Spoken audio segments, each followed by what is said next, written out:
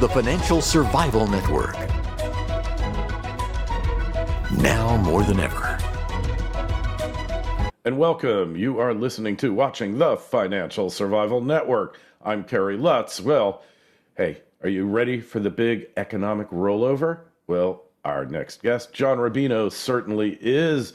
John, we got signs. I mean, we got more signs than an astrologer, that this economy is really turning over, especially the falling commodity prices, which are always indicative of a credit bust or an impending credit bust. What's your take here?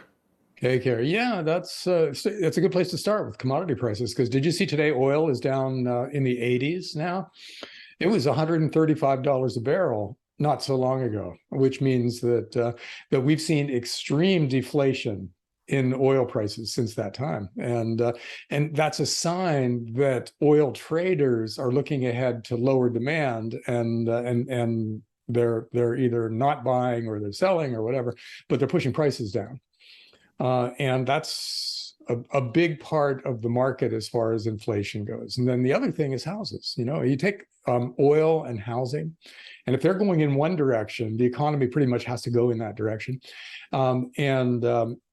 the supply of houses for sale is spiking all of a sudden. It used to be that there was no supply. If you wanted to buy a house, you had just a tiny little group of houses to choose from, and you had to make an above asking price offer to even have a chance. And now those days are over. There are houses flooding the market. Prices are starting to fall. So just taking those two things together, it looks like the economy's dipping into an even deeper recession. I mean, we're already in a recession according to the real definition, but they've been lying about that and saying, no, it's more complicated. But anyhow, politicians lie. Yeah. Well, I mean, you got to sympathize with guys in charge right now, because there's an election coming up, and so we spent the first half of the year with debilitating inflation, just the kind of thing that gets you voted out of office in a heartbeat, and now it's shifting on a dime here into recession, possibly a deep recession, which also gets you voted out of office. So, the guys who are trying to manage the economy right now, I mean, they're incompetent. They have no idea what they're doing, and they're dishonest. So all of that is true, but you still have to feel kind of sorry for them because of the hand they've been dealt. I mean, this is just a completely impossible to call situation if you're a politician, because anything you put in place, anything that you try to manage what's going on in the moment takes a long time to bite. And by that time, this economy is completely changed, going in the other direction. So whatever you do is making it even worse instead of making it better. So I don't think this is fixable in the short run for the guys in charge. And there's other stuff going on too.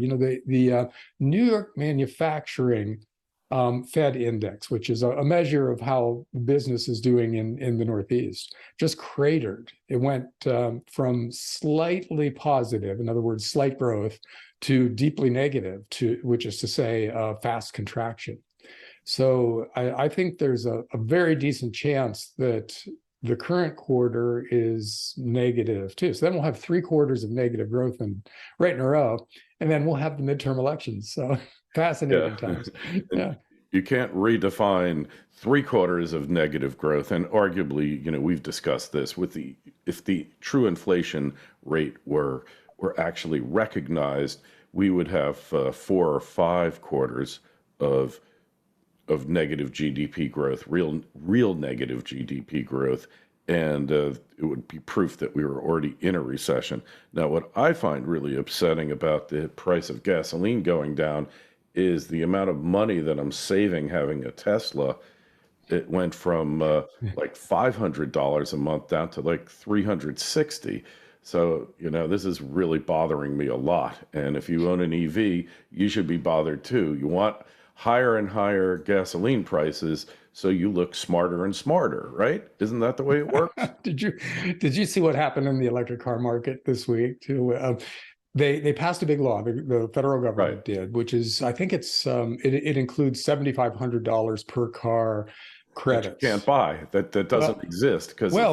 But Ford and I think one other car maker raise the price of their main electric vehicles by more than the tax credit that same week. So the real cost of a Ford pickup truck, an electric pickup truck, actually went up, even when you include the new tax credit. And there's a reason for this, and that is that we have some serious supply constraints in the alt energy space. Because we can pass tax credits, which will lead more people to buy electric cars, but we don't have the battery materials to make all those electric cars just yet. So one of the really interesting investment plays that come from all this is the rare earth elements and copper and nickel and cobalt, especially. The stuff that we're going to need to make this plan actually happen, to go electric completely, is only going to be found if prices go way up to incent people to open currently non-economic mines to get the stuff, So it's not a no-brainer, but it's one of the closest things to a no-brainer that you're going to get these days, Yep. Agreed. There's no question about it. Well, it's implausible just from a grid perspective. I know that everything's going to be solar and wind and geothermal and who knows what else. Maybe paper airplanes will be a major energy source in the future, for all we know. But for now, there's a transition, and a transition has to be managed. It can't just be spontaneous, because if I ask you how much a kilowatt of energy costs, actually, not what you pay for it, but how much it costs to get 1 kilowatt of energy to your house, the answer is around $5 trillion. That's how much infrastructure is required, from the power plant to the transformers, the transmission stations, the lines, everything else. It's trillions of dollars. And that multi-trillion dollar investment was not installed with EVs in mind. It can't handle it. And the actual electrical grid is inefficient. It loses anywhere from 10 to 15% of the amount of kilowatts transmitted over the lines. So it's also wasteful, in many ways as wasteful as an ICE engine, just getting the electric to your house. Now, if you've got cells on your roof and you can generate your own electric enough to charge your car, more power to you. But very few people are in a position to do that, even though there's large parts of the country that get enough sun to do it, like Florida, like Arizona, California. But there's issues, and we can't just march blindlessly into this EV future. Even though I've got one, I love it, but that isn't the point. There are too many factors that are not being taken into consideration that are potentially going to result in disasters for people not being able to get around, and excess demand on the grid. It's not going to be able to handle it. Yeah, well, this will all work itself out. It's just that it, as you said, it has to be managed correctly, and you can't get way too far ahead of yourself if other pieces haven't caught up with you yet. Everything has to happen kind of at the same time. I think you could make a national defense argument in favor of rooftop solar, because that decentralizes the grid in a way that makes it a lot more robust. And one of the big dangers in the future of warfare is the kinds of attacks that'll take down the power grid, things like that. So if you can minimize that risk, then I could see diverting part of the military budget to having everybody slap solar panels up on their roofs. But yeah, it all has to happen at the right pace. And luckily, we've got some examples around the world of what not to do. I think, did we make fun of Germany the last time we talked? Seems like we did. Yeah, but they're a good example. Yeah, it's a cloudy place where you wouldn't normally see a lot of solar, but they decided to close down their nuclear plants, close down their coal plants, and go dramatically solar. And it really didn't work out for them. And the Russian natural gas thing, become dependent on Russia for natural gas in the process. What could go wrong? Yeah, so that's what not to do.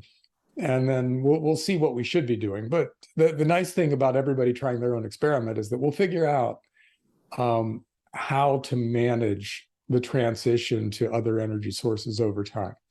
But in the meantime, what the governments of the world did was they told the fossil fuel companies that they were going to go out of business in 10 years. So those guys naturally didn't invest that much in finding new resources, and now there's a big shortage of a lot of what they're selling. So all of a sudden they're in a really nice spot. Like the coal companies are hot investments now. Who would have thought? Yeah, they were If you headed asked me to a 5 years dust ago, I would have said every coal company is going to zero within 5 years. And it turns out that they're the hottest stocks in the market right now because we managed the transition so badly. So, live and learn. Nothing human beings do ever happens as smoothly as it could if they got everything right. So this is an yeah, example. yeah. Well, what about the tech companies? They were the darlings of Wall Street for the past 2 decades. Uh, they only grew. It was like their revenues only went up, their profits only went up, their stock especially only went up. And now all of a sudden, we're hearing about layoffs, John. Well, yeah, you can't grow exponentially in a finite space. So nothing goes on forever. That's the old saying, a tree doesn't grow to the sky. And that's what's happened with the big tech companies. They're still very healthy. If any ask any CEO if they would trade place with the guy running Apple, and he would say, yeah, in a heartbeat, and they're big, powerful, successful companies that are going to be just fine. But maybe they've gotten a little bit ahead of themselves in a lot of ways because their market valuations are just crazy. So you could easily see big tech go down by 50% and still be fairly valued and still be healthy, And I think there's a good chance we see that in the next couple of years because, we're heading into a time of very slow growth, it looks like, which means corporate profits surprising to the downside, which means people being more and more nervous in the market, which means them selling the really richly valued companies that they own. So you could see that kind of a thought cascade that leads to a lot of selling of big tech pretty soon. And it won't mean that big tech is no longer viable. It won't mean they're bad companies. It just means they're getting back down to fair valuation instead of crazy valuation. Hey, and that wouldn't be such a terrible thing. But look at Tesla. Tesla is going back up. Tesla over last time I looked today, which is, I should say is Monday, August 15th, Tesla is over $900 a share. So there still are believers in this market. And we've seen, which we should discuss, a major kind of rebound, John, from the lows that we saw in the market a couple months ago. It's recovered 40% of the losses. I just don't believe that the bear market is over. Well, the first half of this year was an incredibly bad 6 months for the stock market, and it got way oversold. Everybody was bearish, and that's the kind of thing that leads to a nice counter trend rally. But if the economy is slowing down and all the stuff we just talked about, if corporate earnings are going to be very weak for the coming year, then it's reasonable to think that, at the same time that the Fed is continuing to tighten, it's reasonable to think that that there's some air pockets under a lot of stocks. We could go back into a bear market from here, and that's been the pattern in past bear markets, where you get a big drop at first, and then you get a really nice counter trend rally, and then the real bloodletting happens. And it could be that we're heading back into something like that. And that's all normal for a bubble market. That's just how they go. And the question is this just another bubble market? Is this 2000 or 2008? And then the Fed is going to capitulate and start flooding the system with money again, and then we're going to recover and go on to new highs? Or is this the end of the system?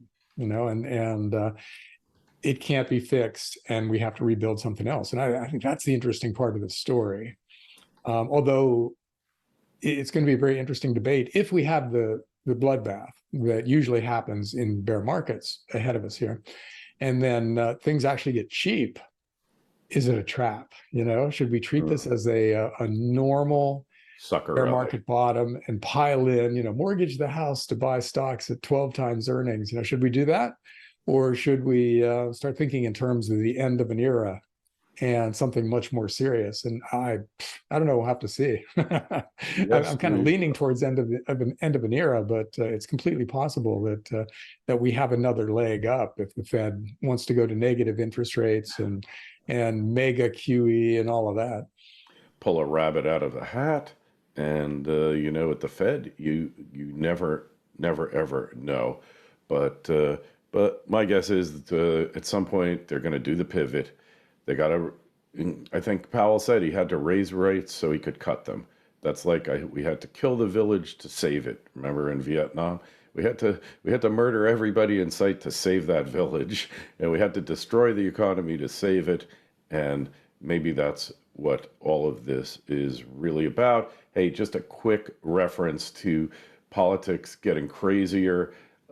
Trump, the raid on Mar-a-Lago, which seems much ado about nothing, but it turns Trump into a victim in many voters' minds, and this could be the deciding factor, along with inflation, along with a recession, corruption, and really persecution of political enemies by perceived. I'm not going to say it is the fact, but it's perceived as such by a large chunk of the voting segment, the voting bloc, and that is it's gonna leave a mark, John. Oh my God, yeah.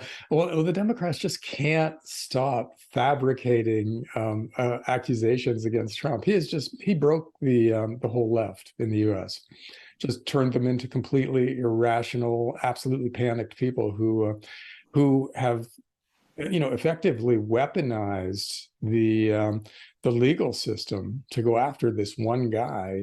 It's and as you said, it's probably not smart politically, because on top of all the other stuff they've got to contend with, the party in power now is perceived to be using the apparatus of the federal government to go after political enemies, which is kind of a banana republic thing, and it makes us really look bad no matter how this turns out. Because either way, from the point of view of the Republicans, if Trump skates through this thing again, then he looks like a victim, then everybody's going to vote for him. All his base will come out to vote for sure.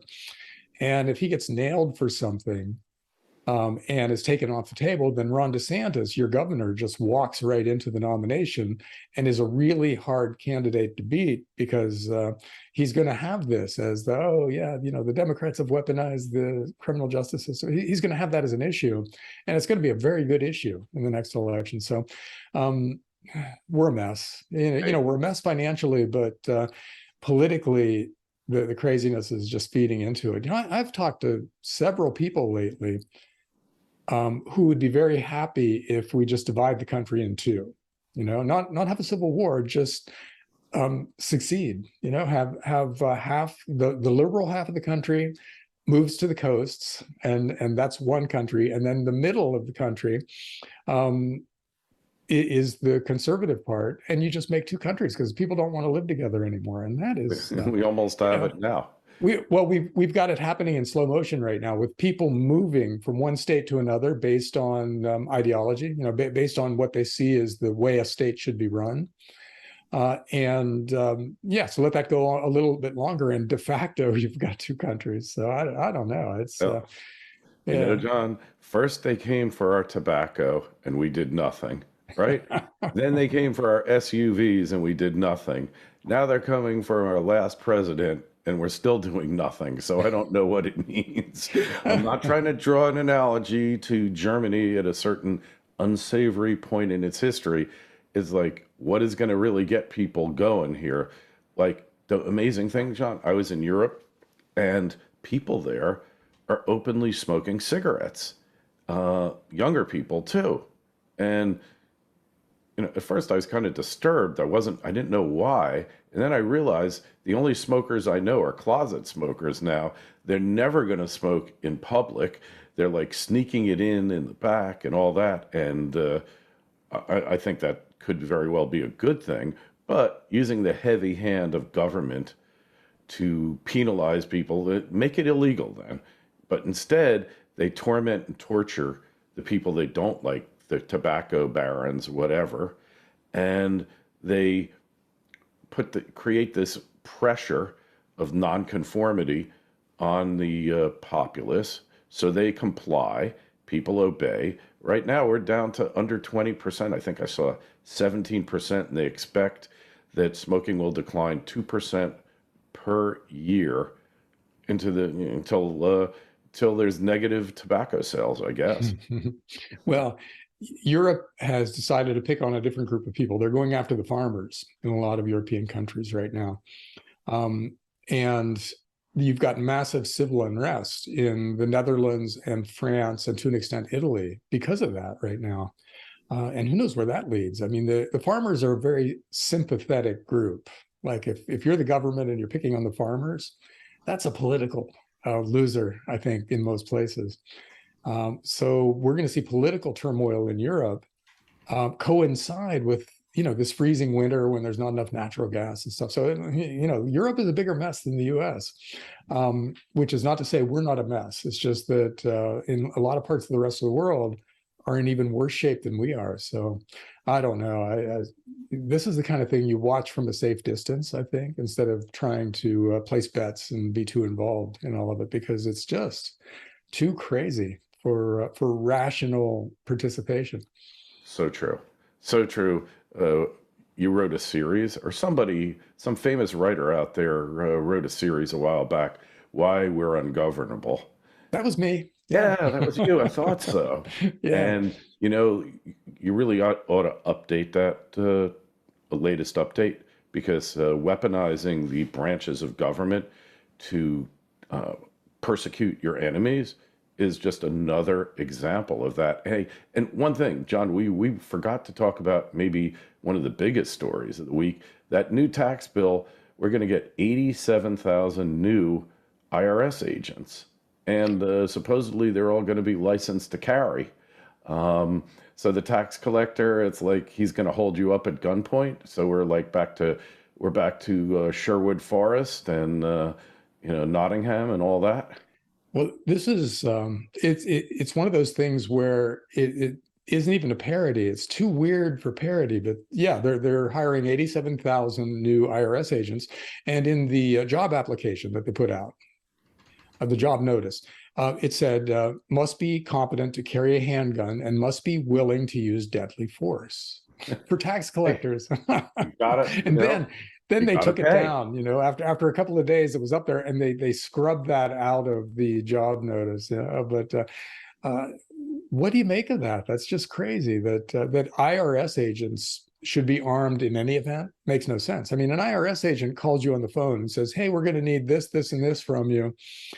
Please send it over." That's their job. And then they look at it and they send you a bill. They don't break your door down with an AR-15 in the middle of the night. Yeah. Well, if that's what we're setting up for, see, this is the whole Civil War scenario here, where one group of people is actively buying guns personally, while the government is actively arming branches that never used to be armed, or at least not on any scale or anything. So we're setting up for something really serious. And hopefully we figure out a way to stop it pretty soon. But it would be nice if a new government comes in and reverses all this stuff out. But that would be a lot to hope for, because governments of the right or of the left really don't like to give up power. And once they have this private army, I mean, they've already got kind of the Praetorian Guard, which is a secret police network in the FBI that they can send after their political enemies. Now, if they've got a fully armed and 200,000 person IRS that they can send after people, it's going to be hard to say no to the government in the future. I think we need to be ready to do it, though.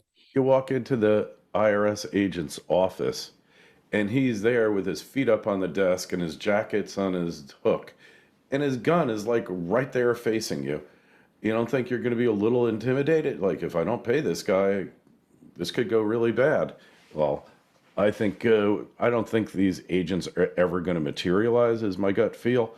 I think that, well, for one thing, you can't hire 87,000 people that have a very knowledge-based technical job, give them a computer and say, go collect. It'll never work. The IRS has been shorthanded, short-staffed for many, many years. They do need to be rebuilt to some extent and changed, but this certainly isn't the way to do it. But hey, if you want to follow this story, follow a lot of others, go over to John's site, dollarcollapse.com. Hey, what are your feelings about it? Is the economy about to do a big rollover? Are falling commodity prices indicative of what's going to happen, and housing prices imploding? Tell me your thoughts.